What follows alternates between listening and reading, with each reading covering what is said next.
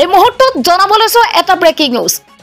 গৌৰীপুৰত এটা ভোট কেন্দ্ৰত সৃষ্টি হৈছিল উত্তপ্ত পৰিস্থিতি।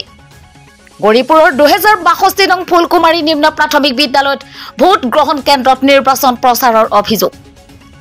ভোটাৰে হাতে হাতে মোবাইল লৈ উপস্থিত ভোট কেন্দ্ৰ। এই অভিযোগ আমাৰ নহয়, নিৰ্বাচনত প্ৰতিদ্বন্দ্বিতা কৰা স্বয়ং এগৰাকী প্ৰাৰ্থীৰহে। আমি পুনৰবাৰ জনাইছো এক গুৰুত্বপূৰ্ণ খবৰটি। গৌৰীপুৰত এটা ভোট কেন্দ্ৰত সৃষ্টি হৈছিল উত্তপ্ত পৰিস্থিতি। গৌৰীপুৰৰ 2062 নং ফুলকুমাৰী নিম্ন প্ৰাথমিক বিদ্যালয় ভোট গ্ৰহণ কেন্দ্ৰত নিৰ্বাচন প্ৰচাৰৰ অভিযোগ। ভোটাৰে হাতে হাতে মোবাইল লৈ উপস্থিত ভোট কেন্দ্ৰ। এই অভিযোগ আমাৰ নহয়, নিৰ্বাচনত প্ৰতিদ্বন্দ্বিতা কৰা স্বয়ং এগৰাকী প্ৰাৰ্থীৰহে। ভোট কেন্দ্ৰ আছে, বৰ্তমান দেখা পোৱা গৈছে যে এতিয়া প্ৰাৰ্থীসকলে নিজৰ নিজৰ প্ৰচাৰ চলাই আছে, যে শিকাই দি আছে ভোটাৰসকলক যে মোক ভোটটো দিম। কি ক'ব? প্ৰথমতে কথা হ'ল ইয়াত প্ৰশাসনৰ অভাৱ, প্ৰশাসন নাই। কাৰণ প্ৰশাসন এটা প্ৰশাসনে এটা বুথত দিছে, এটা প্ৰশাসনে কণ্ট্ৰল কৰিব পৰা নাই।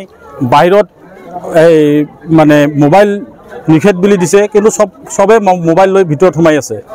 আৰু এতিয়া বাজি গ'ল এটা, আমাৰ ভোট কেন্দ্ৰত আছে 795টা ভোট, তাৰে ভিতৰত এতিয়া 300টা ভোট পোল হোৱা নাই। ইমান শ্ল' কাম কৰি আছে। ইয়াত যিহেতু লিখা আছে মোবাইল ফোন নট এলাউড, কিন্তু চবে মোবাইল লৈ ভিতৰত সোমাই আছে। গেটত মানুহে নাই, পুলিচ প্ৰশাসন নাই। পুলিচ প্ৰশাসন এটা ভিতৰত আছে, অকলে সোমাই আছে, মোবাইল লৈ সোমাই আছে।